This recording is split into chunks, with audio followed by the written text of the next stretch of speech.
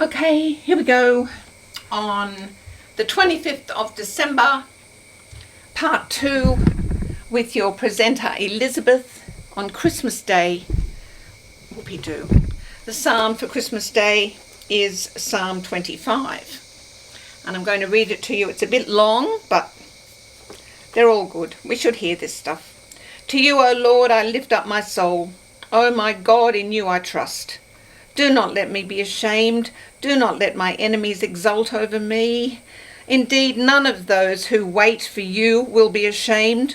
Those who deal treacherously without cause will be ashamed. Make me know your ways, O Lord. Teach me your paths. Lead me to your truth and teach me. For you are the God of my salvation. For you I wait all day long.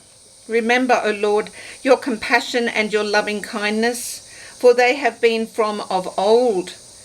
Do not remember the sins of my youth or my transgressions. According to your loving kindness, remember me, for your goodness' sake, O Lord. Good and upright is the Lord, therefore he instructs sinners in the way. He leads the humble in justice, and he teaches the humble his way. All the paths of the Lord are loving kindness and truth to those who keep his covenant and his testimonies. For your name's sake, O Lord, pardon my iniquity, for it is great. Oh dear, well that's not bad, it's not bad. Oh dear. Who is the man who fears the Lord? He will instruct him in the way he should choose. His soul will abide in prosperity, and his descendants will inherit the land. The secret of the Lord is for those who fear him, and he will make them know his covenant. His eyes are continually toward the Lord, for he will pluck my feet out of the net. That's a good friend to have. Turn to me and be gracious to me, for I am lonely and afflicted. The troubles of my heart are enlarged. Bring me out of my distresses. Look upon my affliction and my trouble, and forgive all my sins.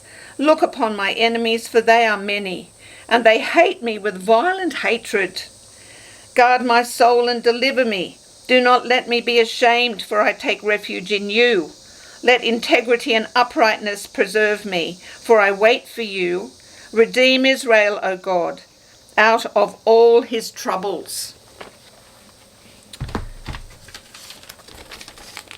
And now we're going to do a Capricorn of the 7th division. 25, got it? Because the 7th division of Capricorn includes the date on which Christmas Christians observe the birth of the Lord, I'm obliged to explain that although each of the apostles can be identified with a different sign of the zodiac, their master cannot. The date customarily used to honour his coming into the world is, of course, not a definite matter of historical record.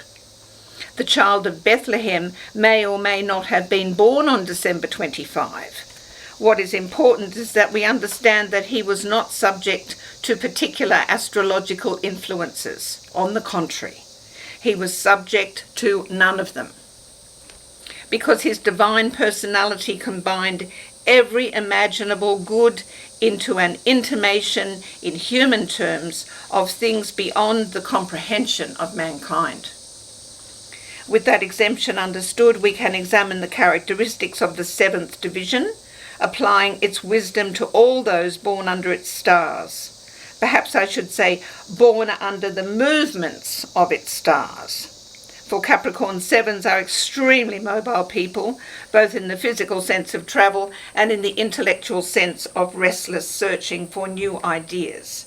You hunger for change, for innovation, for things you've never seen or heard or tasted before, especially in your mental fascination with undiscovered thoughts and hidden theories. You are the true mountain goat of Capricorn, forever leaping upward to observe crannies in the rock until with one final heroic leap you join your astral constellation in the sky. But let us leave figures of speech for a moment to note that you are active, unsettled, prudent and persevering. Yeah, that's you, if you're a Capricorn. But don't forget that we're looking at all of these energies as energies that we are in and we can borrow them. So if you're not a Capricorn, you can sort of say, gee, that's not a bad idea. I can do a bit of that, you know. Jump on the Capricorn bus. Why not? They'll jump on yours. Don't you worry about that. Okay, Pentacles 2. We're looking at the Two of Pentacles. This one here. There it is. The images on tarot cards are not random. The cards themselves are maps to meanings. The poses, stance and body language of the players, their clothes and the colours they wear, the terrain or environment the player is in, the state of the sky, the kind of ground, any vegetation, landmarks, ... It all means something. In the case of the Two of Pentacles, it's worth an explicit dissection of the actual picture. Here's an image you won't see in an art gallery where you can stand back, squint with one eye and announce with educated confidence, I like it. But then again, maybe you will. This card tells the story of Jupiter in Capricorn, and I bet that pleases Capricorn. Let's check out the symbology on display here.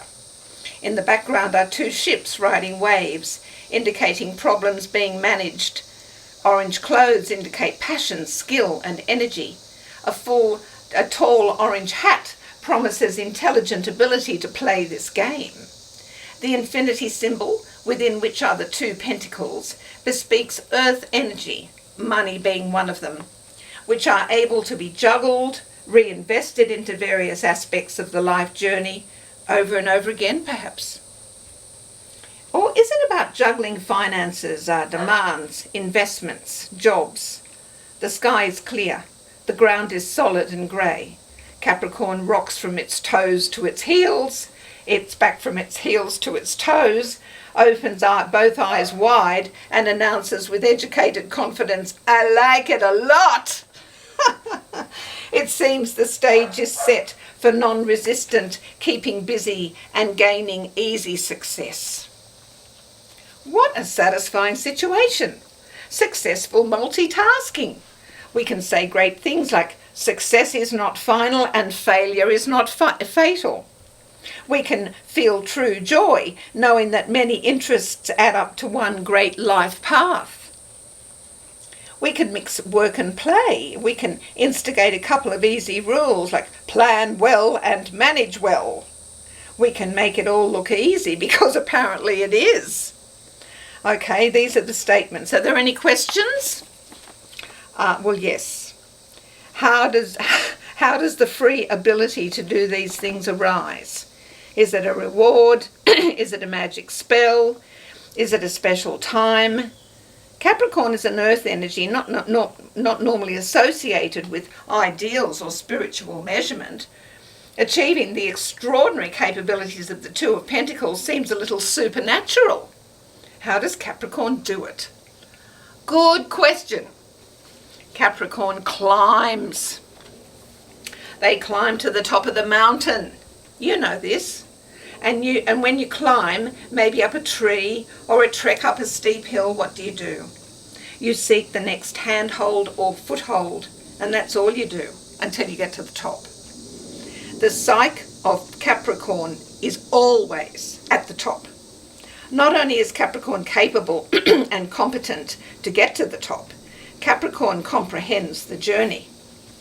This child of God, Capricorn, with its bony skull and steel legs and funny eyes, bolts onto its cosmic place in the kingdom of human achievements. Like an apparatus on a docking ship, like a final fitting of body parts in the factory assembly of a magnificent vehicle. Like the soft clunk of something that weighs tons, but marries with its joint part, with 0.01 millimeters space between, ensuring no waste, no damage, true contact. You believe Capricorn is not spiritual? My dear, you have no idea. Every single diverse investment, new activity, second job, financial necessity is but a nanosecond in the reaching for the next handhold, the next toehold to get to the top. Capricorn fuses with spirit and plugs into universal consciousness. That's it. That's what they do. And what's more, it can do all this without a lot of money. If there are large amounts to be handled, that's easy. Leave it all there and Capricorn will look after it.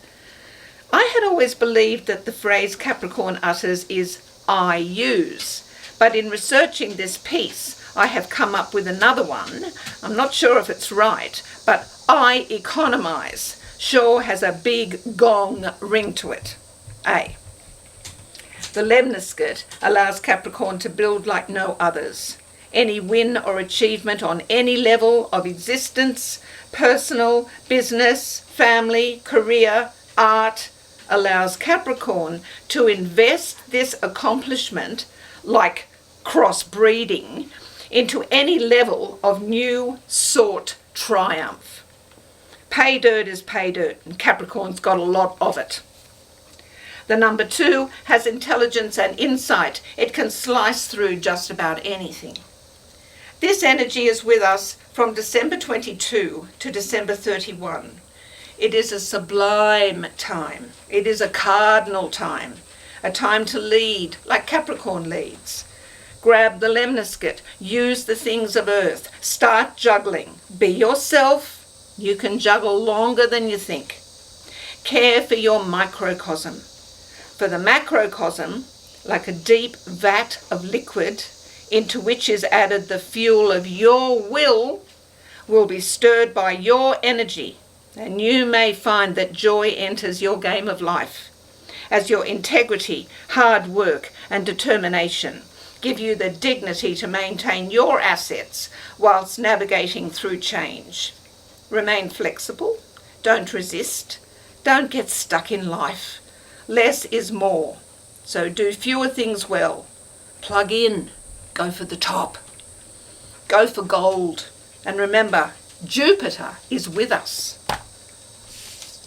Okay, now we're going to do the Major Arcana. Here it is, Major Arcana. Capricorn, the Devil. It's all very well to say that the tarot deck is neutral, and so the 15th card, the Devil, is a thematic archetype. It's all very nice to say that the devil in the tarot deck in Baphomet form, the form of the satire, has little to do with religious beliefs, and so is not Saturn or Lucifer. But deep feelings and conditioning surface when the words the devil are spoken, seen, heard or remembered. At this moment, it is wise to remember that as the astrological year progresses and the major arcana signposts for the various astrological signs are displayed, each major arcana signpost generates an energy that is actually to be traversed independently. The previous 2 signposts, Temperance and Death, are great examples. The minor arcana decanates within these major arcana realms were the actual storylines. The major arcana energies of Temperance and Death were the countries or the kingdoms. The minor arcana storylines had to traverse. The 3 decanates of the Devil are the 2 of Pentacles, the 3 of Pentacles and the 4 of Pentacles. The Devil is the signature tarot image for Capricorn. Are there any further disclaimers to neutralise the threat of Capricorn / the devil? Well, maybe, but the sheer hard-working resourcefulness, intentional methodology and tirelessness of Capricorn's forward movement, coupled with the thematic archetype of something that is very difficult or that causes a lot of trouble, i.e. the devil, also known as rogue, villain, evil one, beast, demon, supreme evil spirit, prince of darkness, are people. We are trying to traverse some place in some way that is not easy. A lot of concentration is required and one heck of a lot of temptation. Capricorn is a cardinal earth sign. Capricorn is a leader. choosing each step with faith and deadly intention. They change their world one step at a time and walk the walk every step of the way. If you are not nervous about the archetype themes of the devil, you can shake in your boots with the thread of Capricorn's silent intention, one steady step at a time. Capricorn the devil ain't no walk in the park. Capricorn's grounded, detail-oriented, steadfast, intentional progress promises success. The stakes are high. Capricorn understands the potential rewards are colossal. Let us step onto the Capricorn the devil roadway, shall we? Don't be scared. Well, not too scared. Keep your eye on the donut, not the hole. Do what Capricorn does. Focus on the jobs you must do. Keep your reason and balance steady. That's the donut. And don't worry too much about all the temptations, base instincts, detour signs, roadblocks, loud noises, strongholds, which will crop up. That's the hole. That's the devil. What's a stronghold? Oh, well, that's when most people think or act in a certain way, and you are a scaredy cat and don't want to be different. The stronghold is a very strong energy, one of the strongest the human race must understand and make a decision about. I tell you something, a stronghold is not about ideas and theory. You can bet your boots it's about true or false. If the devil puts a stronghold in the way, you can bet your gold-plated Kubra it's about right and wrong. If the devil, right and wrong. Keep your eye on the donut, not the hole. You'll have to show some courage on the road, your own individual courage, because the devil can only be defeated by the courage of individual people in their hearts and minds. I trust we are fortified. We have stepped onto the road. Now, forward march into your greatest possibilities.